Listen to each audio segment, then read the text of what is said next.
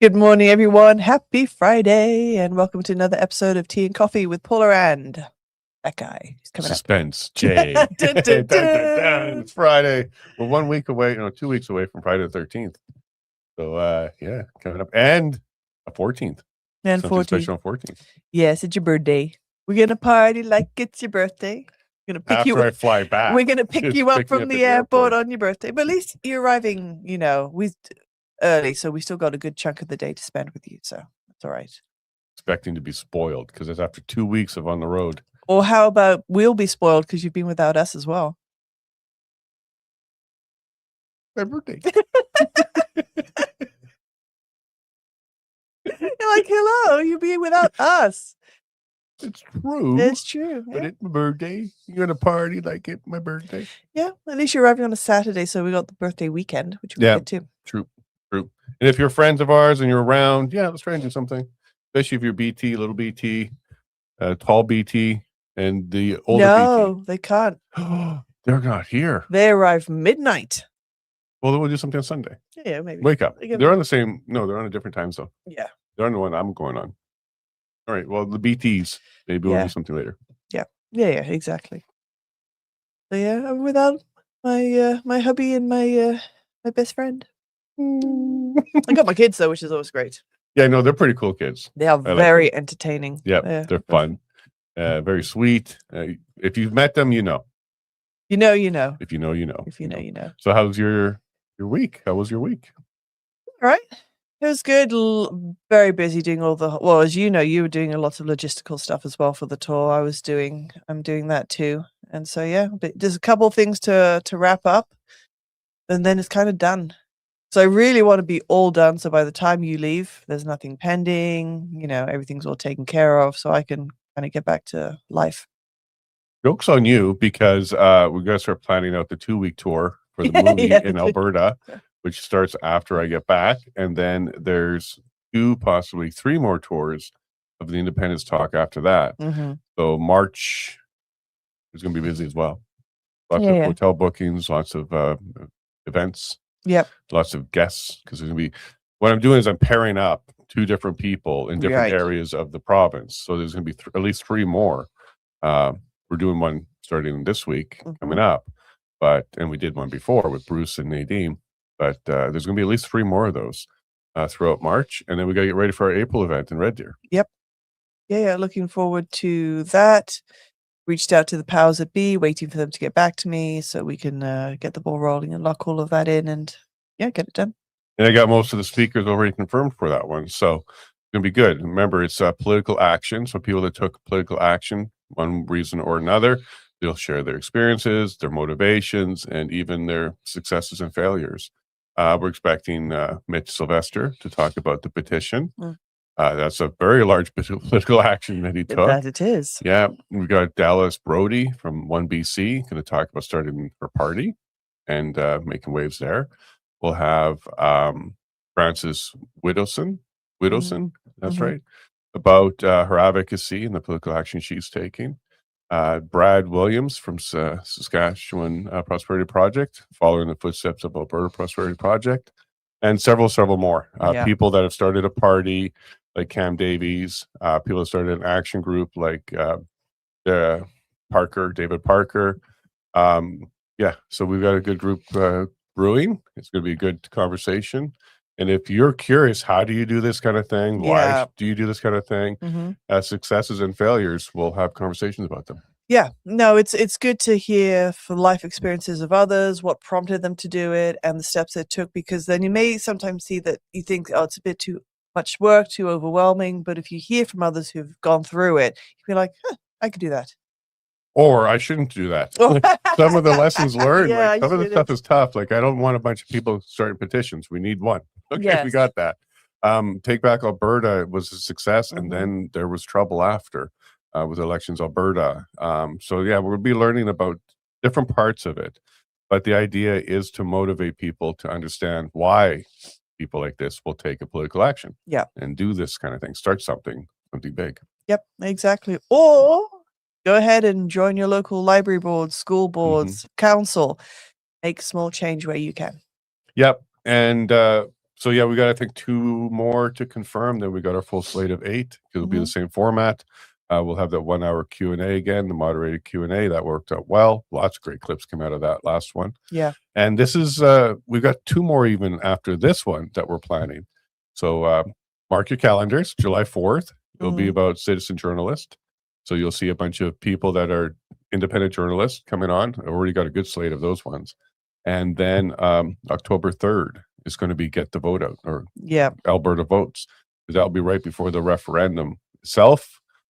So you'll see people like Jeff Rath rallying up that crowd. Lots of people there to kind of remind people why we're doing a vote, and get out there and vote. And the most important thing is to vote, whatever side you pick. Yeah.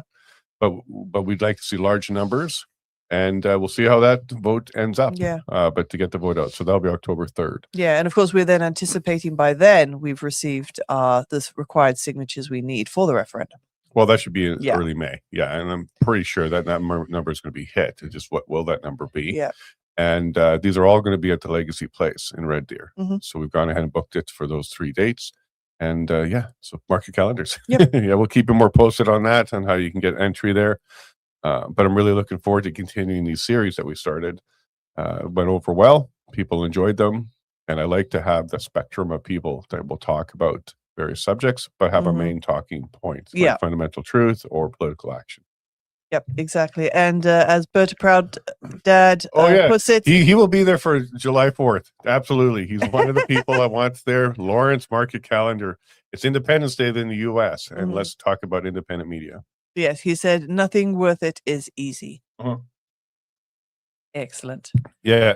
Like trying to sip my coffee and then you go dead air. Yeah.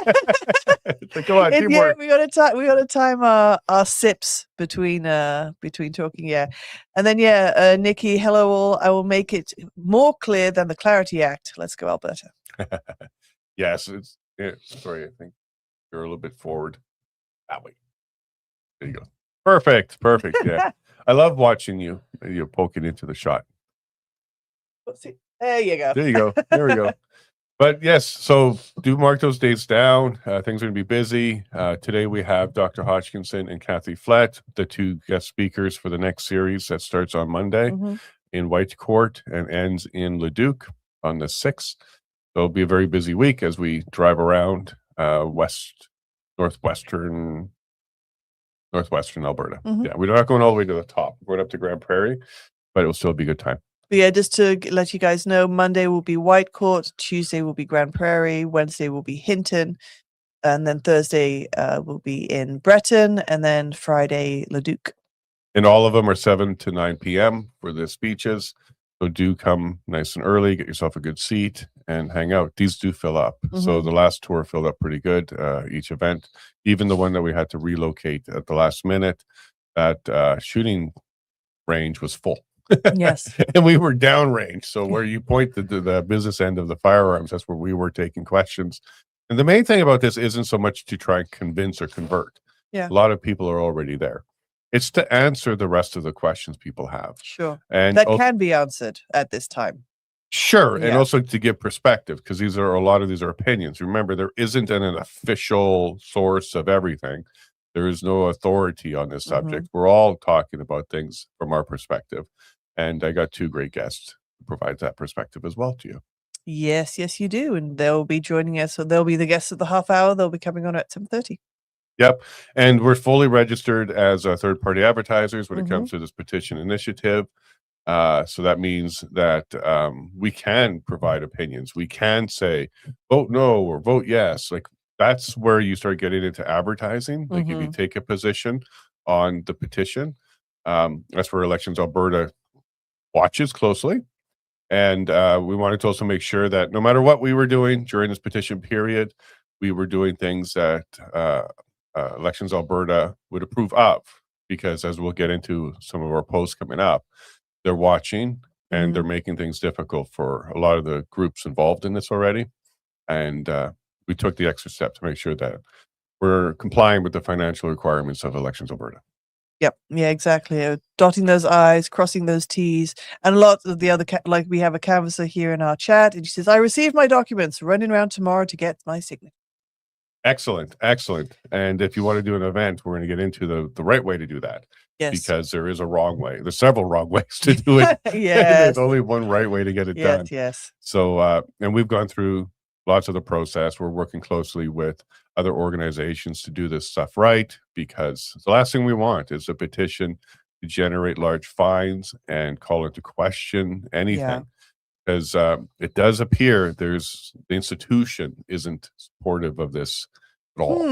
Wonder why. Yeah, get that whole Canada out of Alberta quote from Bruce Party may have resonated with a lot of people, because the institution and the bureaucracy, a lot of that's got to go.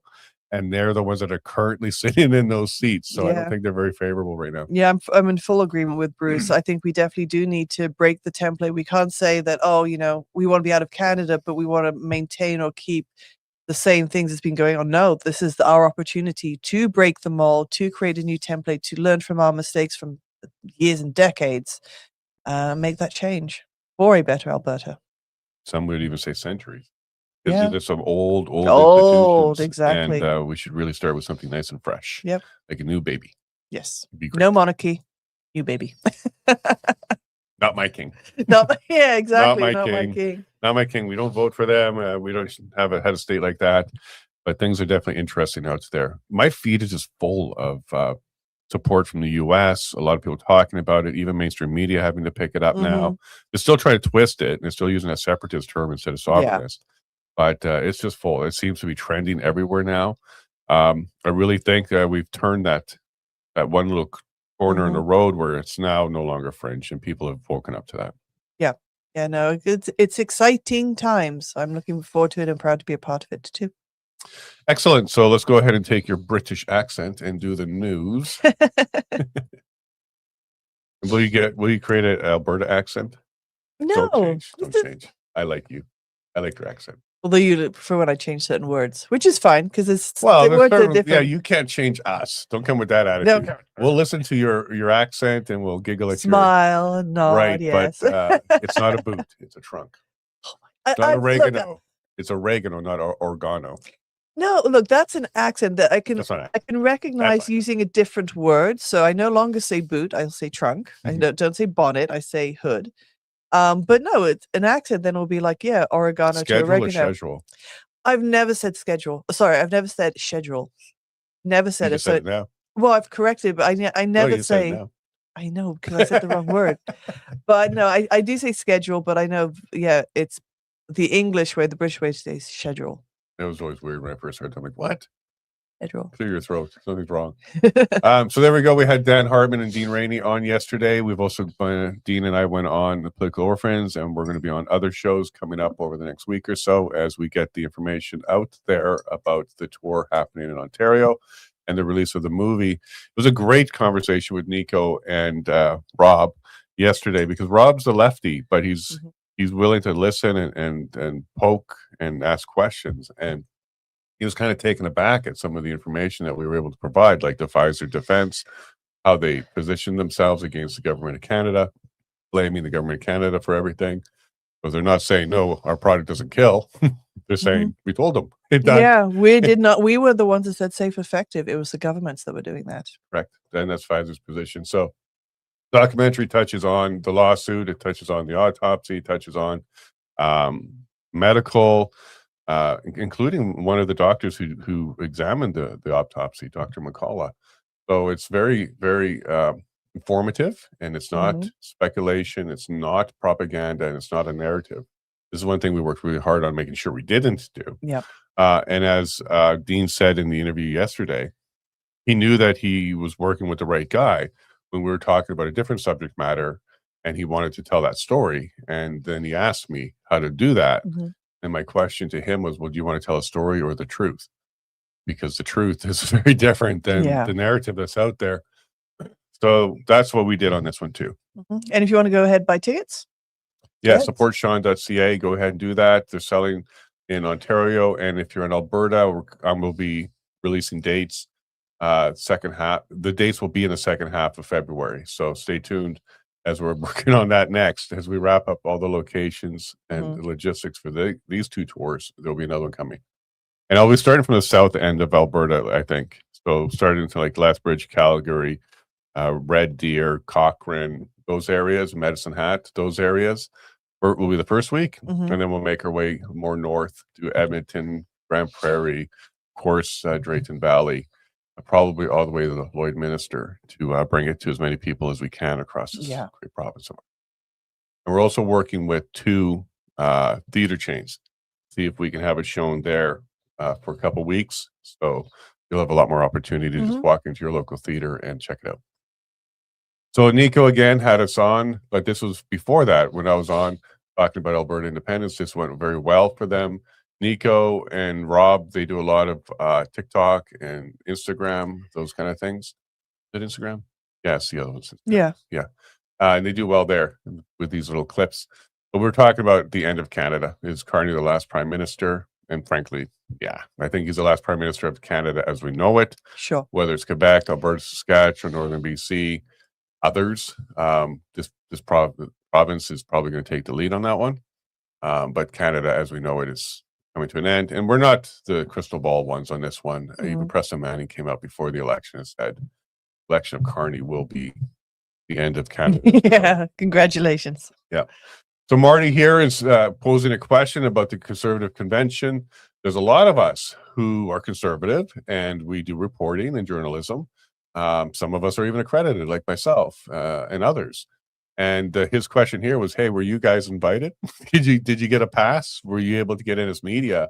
And the answer is, I tried. I actually reached out to the official media relations person, got their phone number, left a message, and the answer is no. Absolutely not. Pourquoi? Because my knees are intact, because I don't bend down, get on my knees for anybody, and that would include Polyev. In fact, we've been constructively critical of him, and any type of criticism. Yeah, I know. You're I not have welcome. been. You know, you have been. Yeah. They didn't reach out to you. Say, "Here, Paula, here's a pass. Come." Yeah. So Marty asked a whole bunch of people, including Andy Lee, Rachel Parker, myself, Yak Zach. And the consensus is no, we weren't invited. None of us were invited. So this came out yesterday. This is not surprising. Okay, so there's a bunch of chiefs. They did a press conference in Edmonton, and they're not going to win the injunction because you can't stop a legal democratic direct democracy process. It's law. This is how the system works, and they're upset. So Yeah. instead of rallying up the no vote, like no, don't leave. They're starting to do thinly veiled threats. So what they're saying here to Danielle Smith is that she's conspiring with separatists, which is not true. I can absolutely tell you she is not part of anybody's sovereign of Canada conversations. She's trying to stay sovereign within United Canada. She's been very clear about that. But the quote here is Danielle Smith and UCP government do the right thing and resign immediately because here on in forward, the road is going to get rocky and rough. So let me just explain something to this group. If Danielle Smith and the UCP government resigned, that would trigger an election. And what you would actually end up with is people far more interested in sovereignty outside of Canada winning those elections. I guess they don't understand how it would work next. It's not like the NDP just walk in and stop everything. And plus they can't. Exactly. They would have to violate law. So this is not even a path forward. But then they go, because here on out is the road is going to get rocky and rough. How? What does that mean? Yeah, what does that mean? What does that mean? So thanks, Daisy, for posting that. My comment on that is so when the law and the people are not on your side, thinly veiled threats start.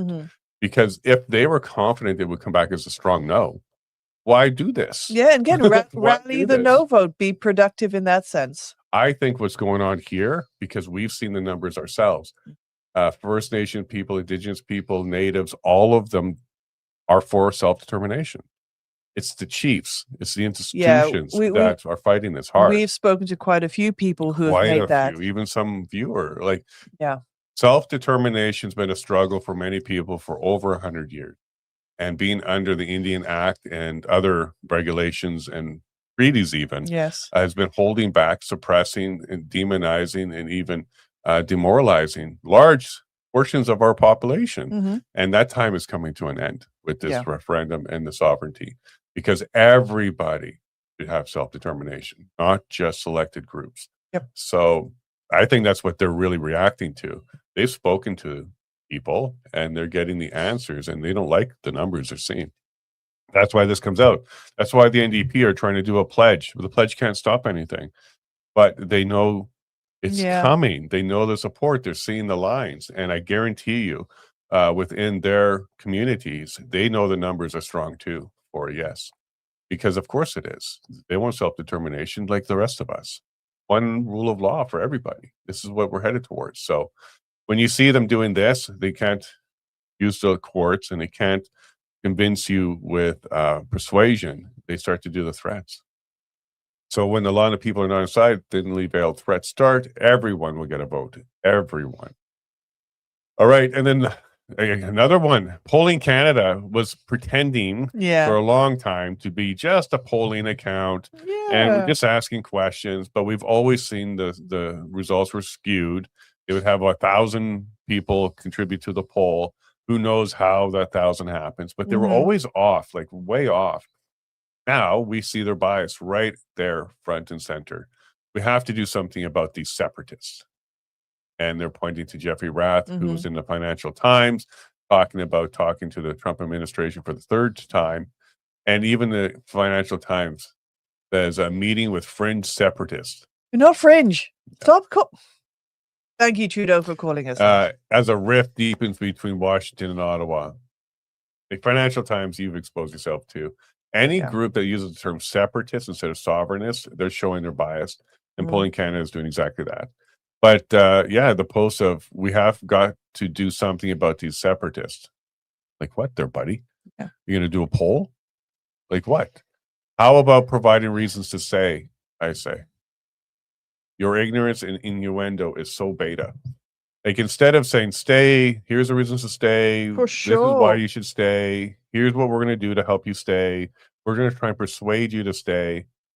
They're just like, we got to do something about these people. We have infographics explaining why we should leave. Where's your infographic? No, I'm serious. I'm serious too. Exactly. Yeah. Like, how about providing reasons to stay? Please do. I'd be very, very curious. Maybe there's something I missed. The only thing that's come up, and Dr. Modry was very genuine about this, was the nostalgia and the memory and the feelings of what Canada used to be. Yep. That's the only thing that's left. Everything else is like, of course, the math works. You should be going. Canada would be better if each region started to do its own thing, like a republic, a union of republics, maybe. The most dramatic thing that could happen would be a constitutional convention, drop the monarch, become a republic, have a new deal for all regions, all republics, and have a true system that's not based on the Westminster system.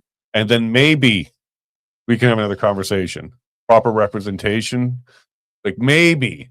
But that would quite literally be the system they built that's working for them right now. Not a chance they're going to. Yeah, exactly. Like the only way that Canada can remotely be saved is if it changes completely. And that's just not going to happen. And it's not just change for Alberta, it's change for every individual province as well.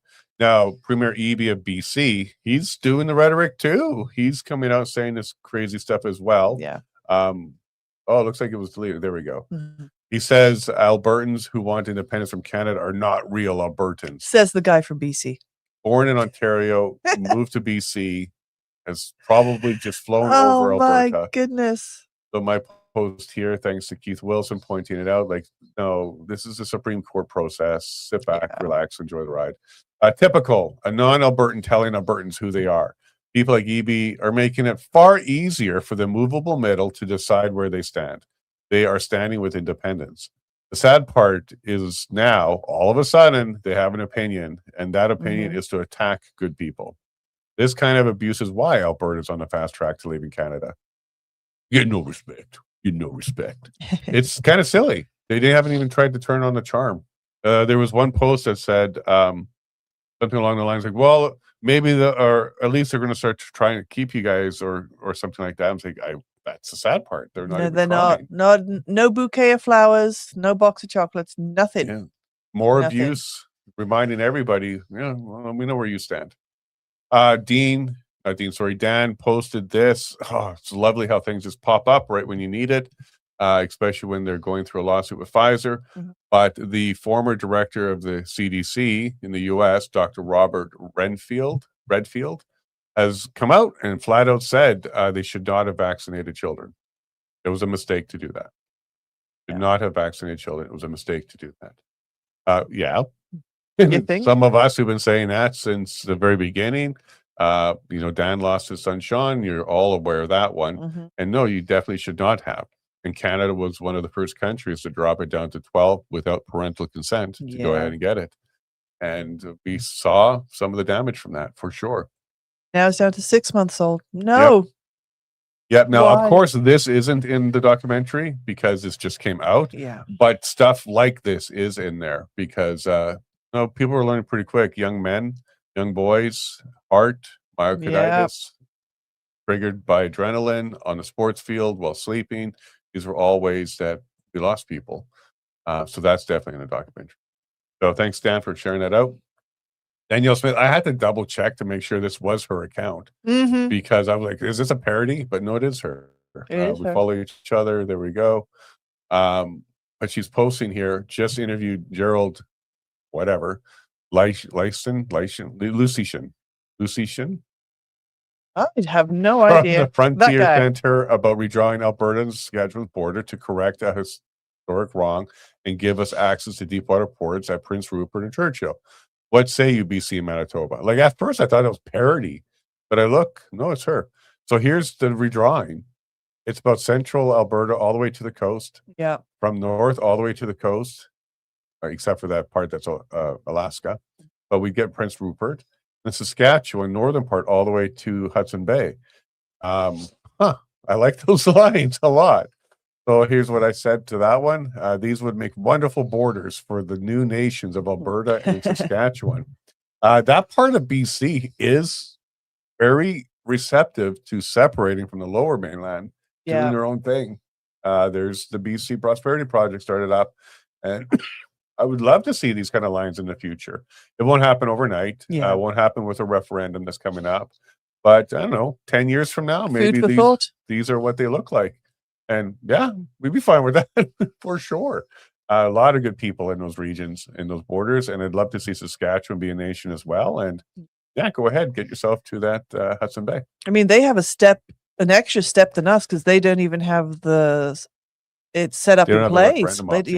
Exactly. But if this happens in Saskatchewan, my birthplace would move to Saskatchewan because I'm right up on the border. Northern Manitoba is where I was born. So this little leg here would put my birthplace now in Saskatchewan. I wonder if my birth certificate have to change. But in either case, coming from Danielle Smith, she's kind of signaling a little bit there that Alberta needs some new borders. Now, we had Shane Getson on, and this was something he said that they were talking about. They were talking about the borders. Alberta borders could change. It's nothing that says it can't. It would have to be done through negotiations and things. But it was one of the things he talked about was, and he's an MLA with Danielle Smith's cabinet, that changing the borders could be something that happens. So there you go, folks. They're hinting at it a little bit there. Another one from Danielle Smith, because she did a couple things yesterday. Danielle Smith says she will not demonize Alberta independent supporters. Nearly 1 million Albertans have legitimate grievances. Ignoring them is not leadership. So that's exactly what she says here. She says 30% of Albertans are strongly in favor of this. That's 1 million people. She's not going to demonize 1 million Albertans. Even that number's low. She's using an old number, but the point still stands. That's 1 million plus people. And are you really going to try and tell 1 million plus people that you guys are bad or wrong? She refused to. Of course, the press keeps trying to get her to, but she's not going to. So she made that very clear. And I love how it looks like the Ontario and possibly the BC flags are behind her there, because this was during the meeting of the premiers meeting. So yeah, I think that's BC. That one, not sure who that is right now. That's probably one of the East, but it looks like Ontario. All right, so thanks to Rise Up Alberta for that one. This one kind of picked up pretty quick all of a sudden. I just did this last minute last night. Canadian Liberals be like, Ukraine sovereignty, yes. Palestine sovereignty, yes. Iran sovereignty, yes. Venezuela sovereignty, yes. Alberta sovereignty, no. And there's more. A lot of people are posting Greenland, yes, and the other ones, yeah. I get it, folks. I'm not on all cylinders late at night, but I put this together because the irony is out there. It's very thick. Yes, How they say, all these places should have sovereignty. And then some people are going, Ukraine and Alberta are nothing like this, the same at all. Are we not? They're fighting for their independence. Yeah. They're trying to stay sovereign. And that's my point here. And what's your point? Yeah. My point is, and they didn't even deny that they're not trying to stop Alberta. They're like, oh, it's not the same thing. Like, okay, you say that all you want. This is a post about sovereignty and whether or not you guys support it. And you don't support Alberta sovereignty. Yep. Oh, and then another one was Quebec sovereignty. Yes. So people are highlighting that when Quebec speaks about it, nobody's demonizing them. The Liberals don't demonize them. Yeah. But Alberta sovereignty. Love for Quebec, man. It's a very interesting thing. Quebec's a nice place. Oh, the people are good. The government is there's a lot of yeah. there's a lot of you don't have French the word put there, but the government, especially the federal part of it, is not great. But the people are. I like. Oh Quebec. yeah, I've never had an issue with going into Quebec other than that driving. driving a hotel once because I didn't speak French and they didn't like that, but. Other than that, no, I like the people in Quebec. They're good people. Yeah. And back in the day, they had a good club scene too. And we can get into those conversations too. They have very, very open entertainment there for adults. So Financial Times, again, as we see here, Trump officials met group pushing Alberta independence from Canada. This is from Table Salt, another good account if you want to follow.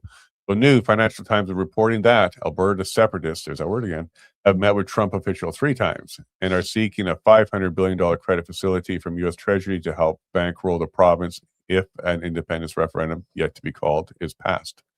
Smart, he says, they say. So to clarify this, Tom Lusakic was going around Alberta telling people that they had the $500 billion and is funding the separatist movement, which is all lies. The conversation is once Alberta gets to that point of transitioning from one government to another, and only if it's necessary, would there be a line of credit. This was explained quite well by Dan Smodry on our show and also in Stony Plain on stage. None of this has even happened. This is just a question. Yeah. But Lusakic and others have said, oh, look, they're bankrolled, foreign interference, they're paying for this. No, not true at all. And I'm going to get you to call other guest, Roger. Sorry, go ahead and call Roger. See if he's having trouble because he should be popped on by now. And we see our other awesome guest. We'll get to you right in a second as we go see if there's a tech issue. Okay, then here 200 billion reasons why Alberta is better off without the rest of Canada. Simply put, the cost of being Canadian is far too high. This could be why many outside Alberta are so angry and willing to demonize those who want to end this. The cash cow wants to leave. So here's a chart from Fraser Institute from 2007 to 2022. So there's still a few more years to add into there. But as you can see here, Alberta, BC, and Ontario are contributors, and Alberta is by far the largest contributor, whereas all the other provinces receive, and Quebec by far receives. We know about this through the equalization payments, but to see the chart, to see the colors, and to see the disparity is striking. So as Paula is reaching out, we're just about to finish up here. This is an important post I wanted to get to from Max from Freedom Calendar. It's very important that, because I'm fully aware that Stay Free Alberta, APP, Elections Alberta, it's a very complicated relationship, and Elections Alberta is watching very closely, as they should. That's their job, about how things are being done. And Max is highlighting here that you should not, cannot, and definitely are causing problems if you are using the Stay Free Alberta logo on any of your events that is not approved. It's not actually a Stay Free Alberta event. Be very, very careful. Don't do that. From the very early days, I didn't, because we are not affiliated with Stay Free Alberta. And just like any other trademark or logo, you need permission from the owner to use it. And we didn't want to be associated with Stay Free Alberta. Our events are very separate. It's always been that way. However, as Max is pointing out here, There's an event here that's floating around, and we're not calling out anybody. It's the event organizers need to address this, but there's a non-compliant event because they can't use a logo without approval or vetting. So don't do that. That's something you shouldn't be doing. There's another one here where they took the Save Free Alberta template and just changed the location and dates to be their event, but this event itself hasn't been approved or vetted by Stay Free Alberta. This is very important because Stay Free Alberta is going to be fined for every event that has their logo on it, because Elections Alberta is going to make the presumption that that is their event, and that's why it's important not to do it, because Stay Free Alberta is going to have to show the financials for this event, but it's not theirs. And then Max took our poster and called it a compliant event because we don't use a logo and we don't talk about promoting canvassing, even though we are a third-party advertiser, and we could, with their permission, go ahead and do that. We're not, because we're staying very, very. Oh boy, it's in your email, Roger. And he even responded to the email saying thanks. Okay, so we're going to go ahead and bring Kathy on and get started here as I do some tech support with our other wonderful speaker. Good morning, Kathy. Morning, How are you? Kathy. Good morning. How are you guys? We're good. I guess you can hear us then. Yay. I can. You're enough the first one this week. Well, half of them, some of them have trouble. Today's show, please resend the link. But are you all set, ready for Monday for the tour to begin? Absolutely excited. Absolutely excited. Yes. Too. What's that? You've been busy too. You've been doing quite a few events so far. I have a lot of people want to talk. They want to have the conversation. And last night was really cool. I actually got invited onto a podcast that is hosted by a leader in the Filipino community here in Edmonton. And he reached out to me and said, "Hey, my people have got some questions. I hear you may have some answers. Would you come on and chat with us?"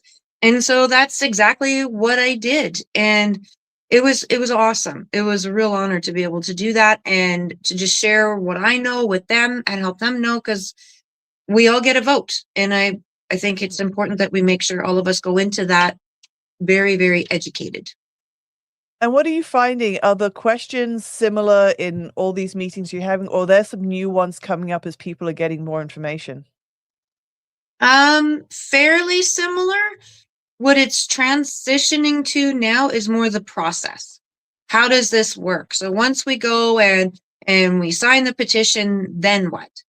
And there's that's really where more the questions are. And what happens after the day that we vote on the referendum? And what does Alberta look like 5 years from now? How long is this going to take?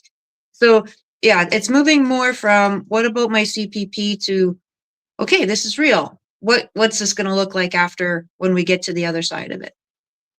That's a nice transition to see, and you're correct. We've seen this too at events recently. It's not so much the whys anymore. The why should we do the hows? We're moving from the whys to the hows, and there's concerns there too. Like, how is this going to affect my pension? How is this going to affect my passport? How is this going to affect the currency? We're definitely moving away from the why. People get it to the how. Do. Yeah. And then I was just up like where we're going next week. I was just there last week or the week before. And oh my goodness, they those Northern Albertans, that's where I come from. That's where I hail from, is where I grew up, and they are hungry for this information. They are in a very celebratory mood about the whole thing. So it's pretty cool. And I've seen that in the lines, like smiles and giggles and not a single grumpy person. Even when it's a long line, the answer's always been, I've been waiting my whole life. I could wait a little bit longer. There's a lot of patience and excitement in the crowds that I've been seeing. Have you had any or saw any disruptors? People showing up and saying, "We love you. Why don't you stay? Here are the reasons you should stay." Like any of that kind of stuff going on? Never. Never. No. Nope. I think maybe the only real pushback I got was there was a veteran who was at one of the meetings and really, really struggling with this. And still is, I think. He hasn't put it to rest in his heart yet. But that's it.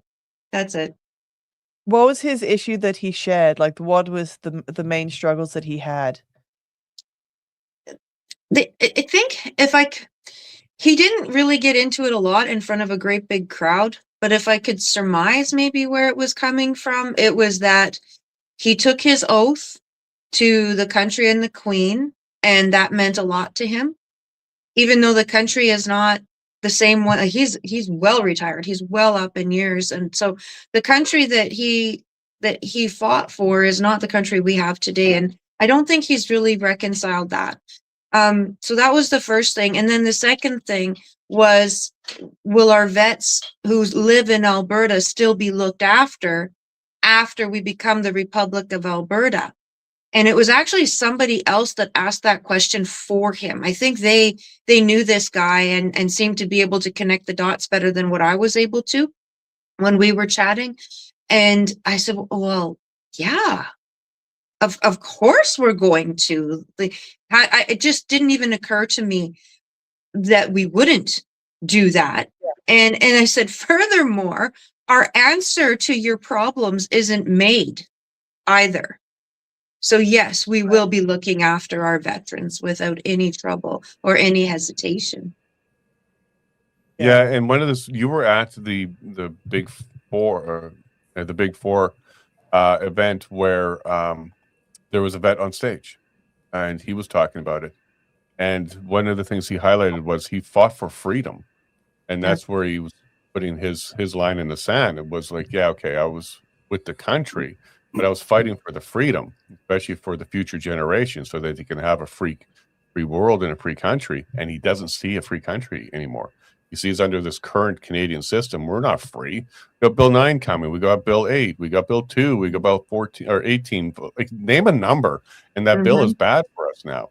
And he's like, this isn't what I fought for. I didn't fight for communism or socialism. So that was his highlight at the Big Red. No, the Big Four. The Big Four. The Big Four event. Oh, that's cool. I actually missed all of that because I was downstairs collecting signatures. So Thank you. Yeah, you're welcome. And we have a gentleman now joined us. Thank you so much, Roger, for joining us. I really appreciate it. And Good we're morning to looking you all. forward to getting into this conversation with you. But as you just jumped in here now, we were talking about vets being concerned about being taken care of in a new Alberta. And Kathy's response was, well, it never even crossed my mind that we wouldn't. Of course we would. It's kind of like going through a divorce and you're wondering, well, what are we going to do with our parents? Well, they're still going to be our parents. We're still going to take care of them. It's not like everything's just going to fall apart because there's a divorce happening here. And then we got into the vets themselves about what they were fighting for. Was it for Canada or was it for freedom? And we don't have freedom anymore. So, you know, where they stand on that. But what are your thoughts as a gentleman who's been around the sun a couple times, seeing this change here in Canada and with seniors and our vets? Well, good morning to you all. It sure isn't the country I joined in 1970. I am appalled at what's going on, not just in Alberta, but globally. I'm a passionate advocate of freedom, of which COVID was merely one little subset.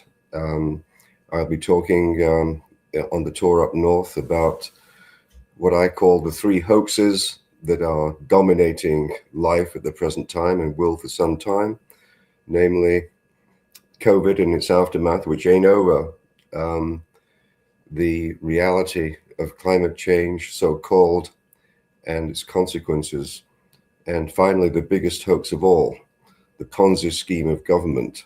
That is something that we must desperately avoid.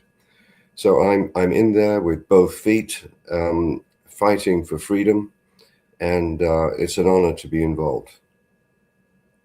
Well, I'm definitely looking forward to being on the road with you, getting stuck in that car with you for a bit. Oh, I'm going to pick that brain of yours. You're going to come back and it's going to just be all picked away. I need a rest from that Jason guy. Maybe. We'll see how he feels after that. But both of you, thank you so much for joining this tour. You said yes right away. We worked out the logistics. Bada boom, bada bang. We're going to hit the road. And Kathy, you were just up there and you're going to go up there again. So they can't get enough of you, right?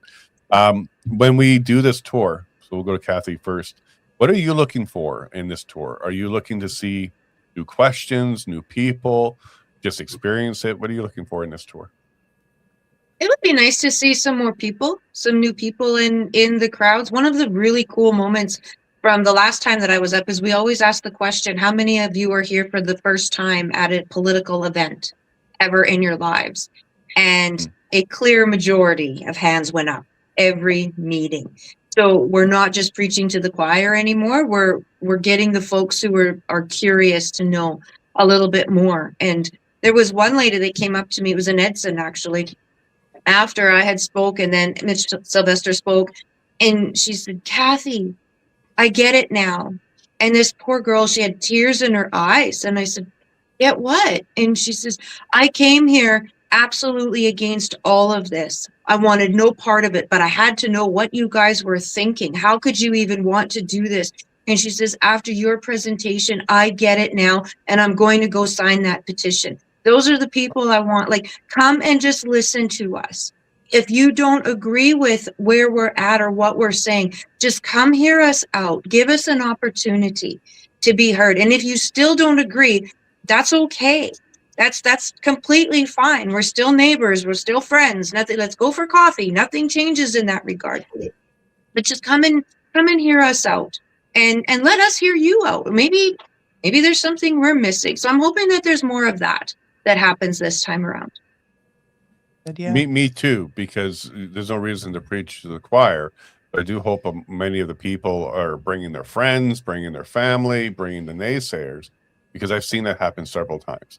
People will show up and they're just against it. Betty Carbert's a great example.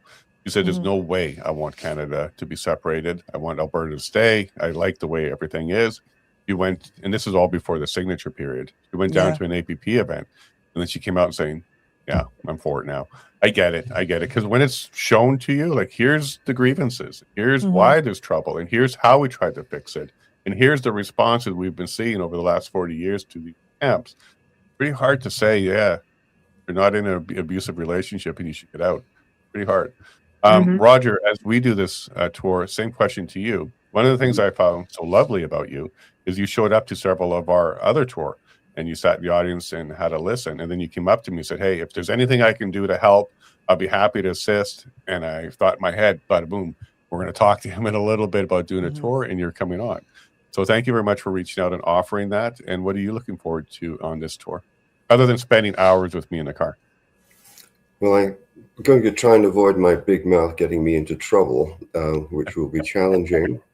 But if I could continue the religious analogy with the choir, I fully expect that the majority of people attending will be in the choir already. And there will be some new people. That's wonderful.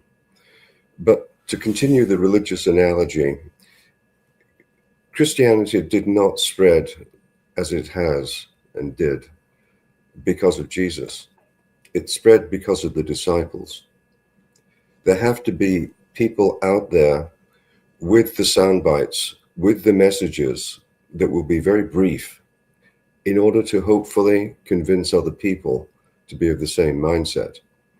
So what I'm hoping is that people leave those meetings with new information, of which there is plenty, but more importantly, with those sound bites to remember and repeat and repeat and repeat.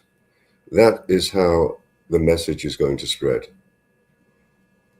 That's actually a really good point. And Teresa Buckley, that was her message at the end of the Fundamental Truths, is after we had all these speakers providing good information, now what? And her response was, now it's up to the audience. You go ahead and take that information and bring it back to their families, their friends, the water cooler, and have those conversations. That's a good point, Kathy. What Dr.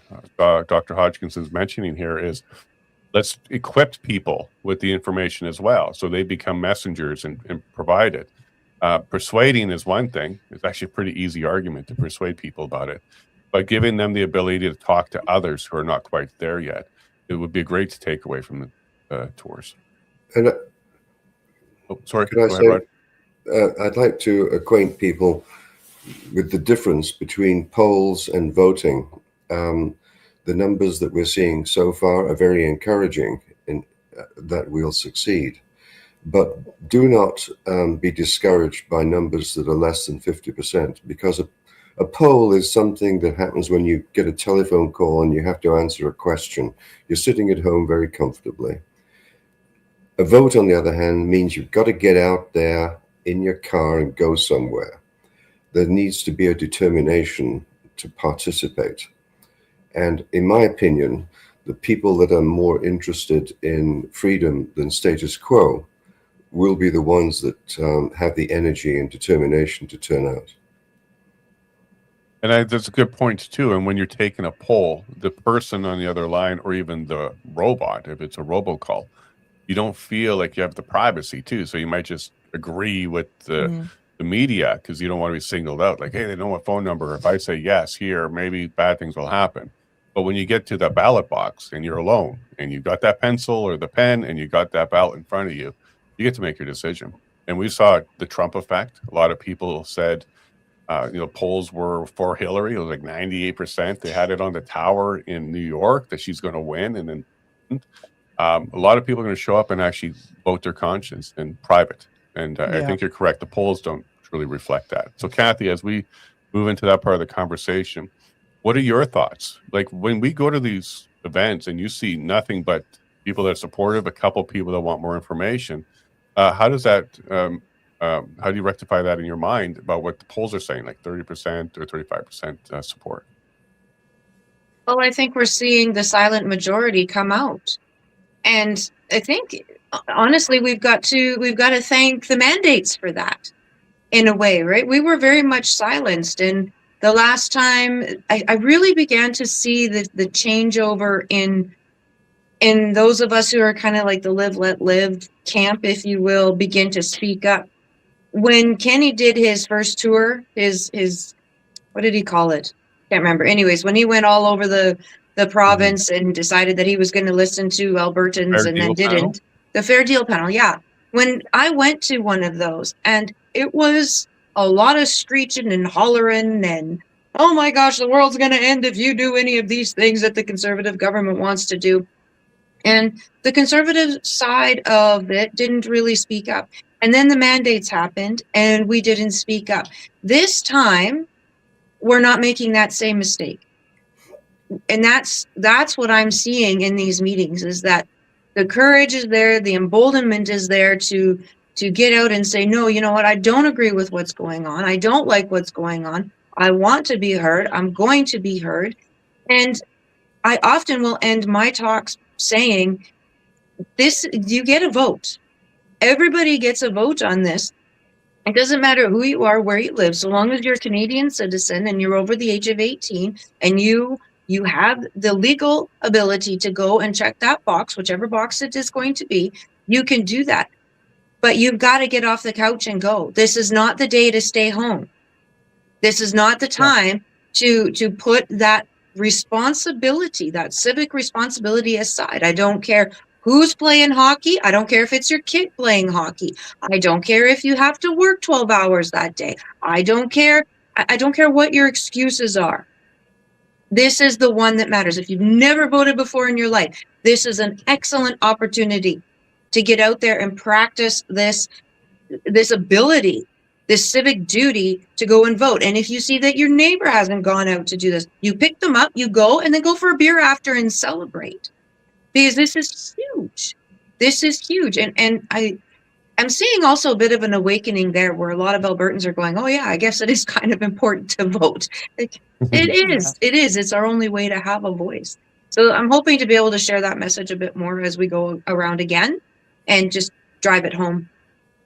Yeah, and not to be complacent by thinking, oh, I'm sure we've got the votes by now and we just need 177,000. No, we want to shoot for the moon here because it needs to be not only votes, but a message as well that the good chunk of the population want this. So I think it's really important that, it doesn't matter if you think, oh, we've got it. No, it's the message that goes along with that 177,000 plus. Say that, look, no, Albertans aren't happy and we are going to make change. It's not a case of we're asking you for change. We're going to make change. And I'm going to quote George W. Bush because when you were talking, I'm like, he actually has a quote for this. And it's fool me once, shame on you. Fool me, you can't get fooled again. So, so maybe that's kind of what's going on here. People have woken up to this. Dr. Hodkinson, what are your thoughts about what Kathy just said there? We've gone around this bush a few times. Distrust is high, and people are showing up now. I totally agree with Kathy, your opening comment in the last comment, that in a weird way, not being disrespectful at all, we have to thank God for COVID. Mm-hmm. There has been enormous carnage in every dimension you can think of, and we have to think of those victims as the martyrs for freedom. Because if COVID had not happened, with all the ridiculous consequences that were inflicted on society, the degree of corruption in every institution that was involved, which touches every aspect of life internationally, the degree of corruption we would have been totally unaware of, well, relatively unaware of. There were suspicions. But COVID declared who the enemy is. The globalism, the wokeism, the WEF, etc., etc. You can't fight an invisible enemy. We now know the enemy. And as Napoleon is supposed to have said, never stop your enemy from screwing up. It makes them easier to beat. The more Carney turns the screws, the better, in my opinion, for an independent Alberta. That's a really, really good, poignant point there, Dr. Hodgkinson, because if not but for COVID, a lot of people wouldn't have woken up to the institution that we're under, the control that we're under. And I actually made this point a couple of years ago that even though we don't think the monarchy rules us, there's actually mechanisms in place for them to step in when things are getting out of control. In fact, they're supposed to pull the emergency brake if things are going crazy. And during the response in Ottawa and some of the responses to the COVID thing, that was when I actually would have expected Charles to step up and say, actually, you can't do that to protesters. And we're pro parliament and have a conversation or something like that. But they didn't. The courts have now said that was illegal. You shouldn't have done that to the government. And that's just yet another nail in this coffin of what we thought was a well-oiled machine in Canada. That even when we have this monarchy relationship where they do have the emergency lever option, they never pulled it. And I wonder if Queen would have done it. The King didn't, but I wonder if the Queen would have done it. Because she was a little bit more in line with listening to the people than the current guy. But I think you're right. They've exposed themselves completely by now, Dr. Hodgkinson. I wasn't attracted to Canada. I was kicked out of Britain. I have a loathing of the monarchy and all its medieval implications. Thank God for Magna Carta, yes. We need a Magna Carta version 2.0 in the future that doesn't relate to the king or the monarchy in any way at all. This isn't an original observation. I heard it from someone else that I can't remember, a famous Globe and Mail reporter, who said the essence of the difference between Canada and the States is that Canada was basically populated by people who inherited the British tradition of being nice and accommodating and polite, whereas the Americans were populated by largely Germanic people with a very different approach, very direct, that culminated in the American drive and the revolution, etc. So that is our problem in Canada. As an immigrant physician, I've diagnosed something totally new in medicine, and it's called the terminal niceness syndrome. That is what we're suffering from here. We're afraid to stand up and say what we think, as opposed to the Americans, who, of course, are famous for doing the opposite. And as we went through the history with Matt Ehret and Dr. Michael Wagner and some other people about the history of Alberta, and I think, Kathy, this is something that you've done a lot of work in. We didn't vote to join Canada. It was a purchase. And it was a kind of a bit of a scheme, too, because at the time, the idea was the U.S. and their independence was making their way up towards Alaska. And the empire saw that as a threat to the empire. If there's a lot of people like this independent stuff, then it's going to be a problem for them. So through a bunch of different ways, they went and acquired Rupert's Land, turned it into Alberta, Saskatchewan, and made it part of Canada. That wasn't even a vote. It was a purchase. And I don't think a lot of that has been forgotten by Albertans. And also, if you look at the migratory path for where does Alberta roots really come from? It comes from Texas all the way through Montana. Yeah. There's a lot of migration that came from the south to work the land. But we're not really from the east and that just made our way here. Some did, but if you look at a lot of the historical roots, it actually comes from the south up, and they settled here. So, Kathy, with those kind of things in mind, are we a completely different culture? Do we have different roots? And really, frankly, should we be a republic and have that voice now? Well, we are a different culture for sure. We always have been. I think that's been pretty evident since even before we were colonized, because we were colonized as a province, one of two provinces that was colonized. The rest all got to negotiate their way in. And it is why we often say we're the Texas of the North, right? Like, we have much more in common with our American neighbors to the south than we do to our Canadian cousins in the east, if you will. And that's been a problem right from the beginning, because there's just this complete disconnect on what matters to us, what our values are. We're completely misaligned in our values, and that has never been more evident than now. You just have to look at the headlines and see how misaligned we are in our values. When we've got a court system that puts the needs of someone who's not even a Canadian citizen above the justice of the harm that he did to a child. That is not an Albertan value at all. That is not what that's not what we vote for ever. And so, unfortunately, we have to just admit that this little experiment isn't working anymore. And it's time to go our own way and let the East be the East and do what they're going to do. And it's time for us to rise up and be all that we know we can be without being under Ottawa's thumb anymore. So there's an absolute cultural divide. And we finally have a generation that's over it, that is finished, done with it. So over it, I gotta tell you. So, Doctor, as we are wrapping up here, we do want you both to stick around for our supporters. So don't run away when you see the closing thing, but hang around for a bit. But as we start to wrap up here, we're seeing a very different attitude with the Alberta. We're not even at the referendum stage yet, but the path to the referendum versus what we saw in Quebec in, say, 95.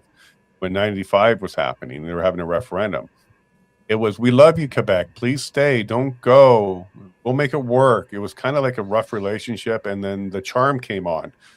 That's not happening here at all with Alberta. In fact, it's just more abuse. You can't leave. We're not going to let you leave. You're just a bunch of fringe people. And that's just not the case. So there's no bedside manner here. They're not even trying to charm us to stay. Are you surprised by that attitude, or is that just another example of that divide between the East and the West? You're asking me, Jason? Yep, Doctor. Yeah. No, I think you nailed it. The American genes are in us and in Alberta, and intolerance of control. I'd just like to make one final big comment about this whole friggin' mess that we're in, not just in Alberta and Canada, but internationally. You could say that the Achilles heel of democracy is called freedom. When freedom is abused, as it is in a wholesale way right now, with no respect for society, all about me, the hedonistic pursuit of pleasure in all its decadence, that is the current problem.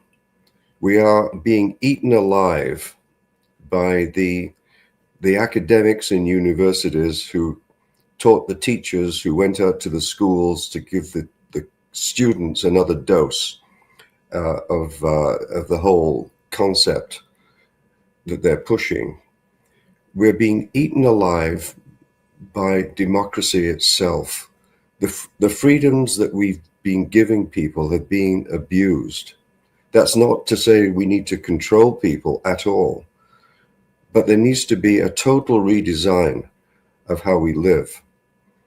And to me, that's the intoxicating potential for Alberta.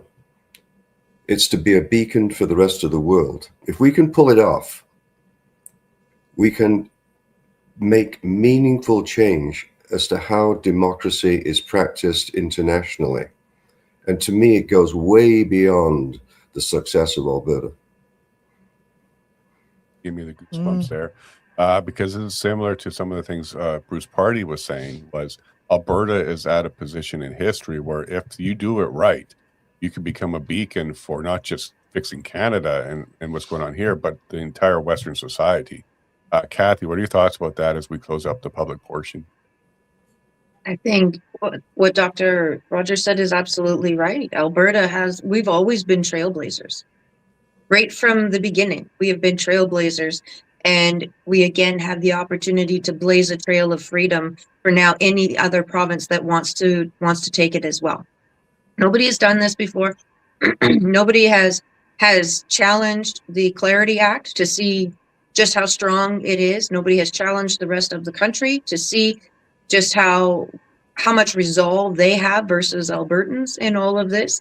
And when we get to that finish line and we declare our Independence Day and have our ticker tape parade and all the rest, while we're celebrating that major feat and accomplishment, other provinces are going to be absolutely emboldened and encouraged to do the same thing if they want to. If they don't want to and they want to go down with the ship, well, that's up to them.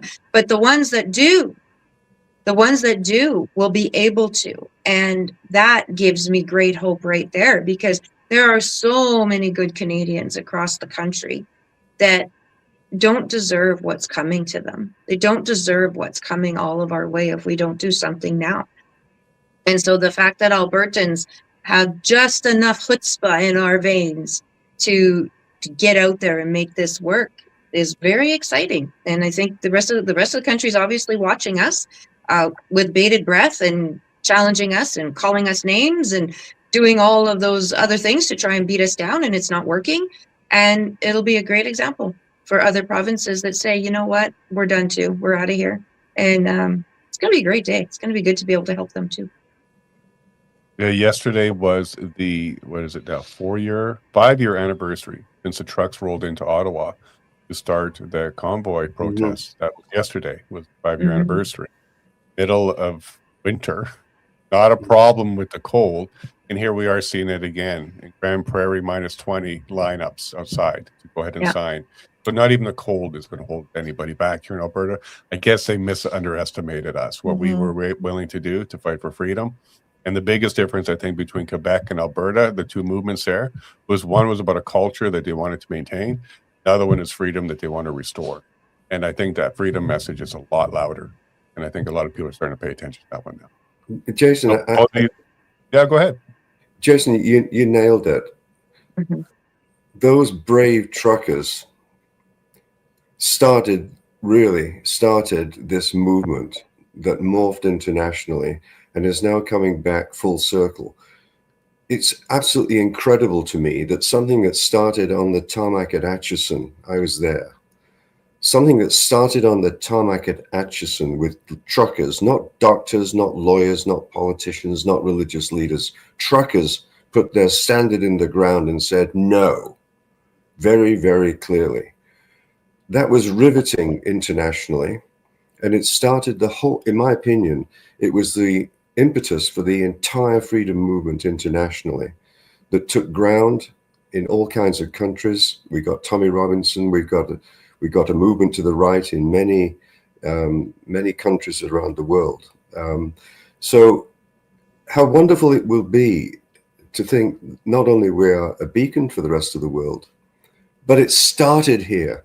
It started in Alberta with the truckers. Bless those truckers, brave men and women that just took the heat and did it. They just did it. And that's the Alberta psyche right there. Correct. So 5 years, we'll remember, and we're going to be doing it again, and we'll get the job done. I can imagine seeing the Alberta flag flown all over the world now. Canadian flag back then, but now it's going to be the Alberta flag. You'll see it in all over the US. You'll see it in Australia. You'll see it all over Europe, the Alberta flag flying as we make our way down this path.